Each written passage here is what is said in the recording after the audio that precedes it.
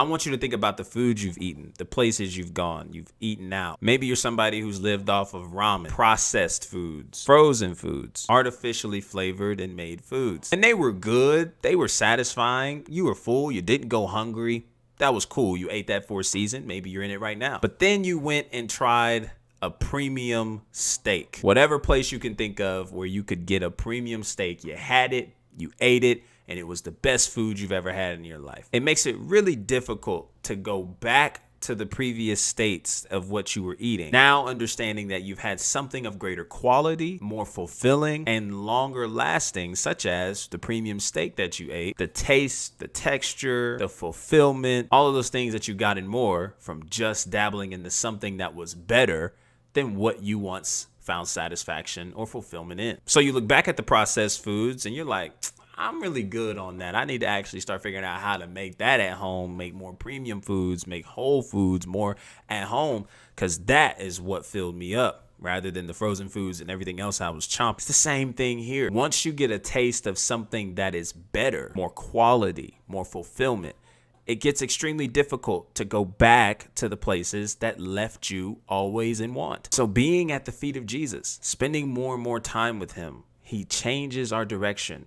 to what really brings us satisfaction. Instead of diving into the pornography, instead of diving into the premarital sex, instead of diving into the excessiveness of drinking to the point of drunkenness, instead of always doing what the world suggests for us to do, numbing ourselves, numbing the pains away, all of those things, we find satisfaction in spending time with Jesus, around community, around others, and intimately with him in our own personal space. And we are pointed to a longer lasting source through this wisdom that is scripture, that is the biblical worldview, especially what Solomon gives us to in Proverbs. It allows us to achieve this satisfaction from a lasting source that is Christ. Anything outside of him just leaving us unsatisfied, to the point where you may not even have a taste for it anymore. The desires have shifted. You may not even want it anymore. Your thoughts have shifted. And what brings you satisfaction is completely different than what once did. And I'm going to add a little bow onto this. I'm going to give you this one for free. Typically what people of the world,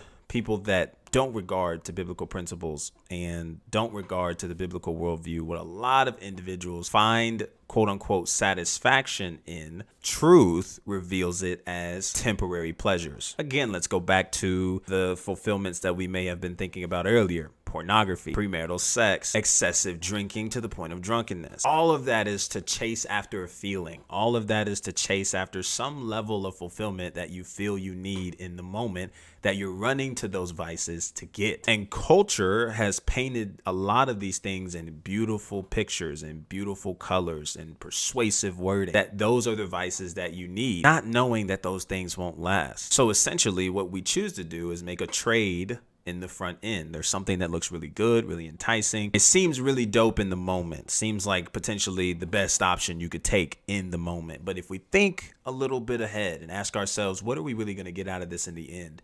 What are we really going to gain by doing this? How am I going to feel about this decision tomorrow? How am I going to feel about this decision next week, next month, next year? How am I going to feel about this decision after it's done? Oftentimes, if we sit long enough with that thought, we'll come to the conclusion that it's probably not as dope as we may think it is, or it may feel like in the moment. So instead of making that trade in the beginning, trading our time and energy, trading our direction and vision, trading what we're called to in the moment for momentary gain, we'll realize that after that moment of pleasure is up, what was this really for? Having that post clarity, if you will. And it's interesting enough, if you've ever noticed, after making a trade in that moment, it's not too long after you're contemplating on wanting to do it again, eat it again, drink it again, participate in it again, whatever it could be, because that first time wasn't enough, left you unsatisfied. It was just a temporary pleasure, which was only fitting for that moment, but never carried an eternal perspective behind it. True satisfaction brings long-lasting effect. Temporary pleasure is here for a moment and gone the next.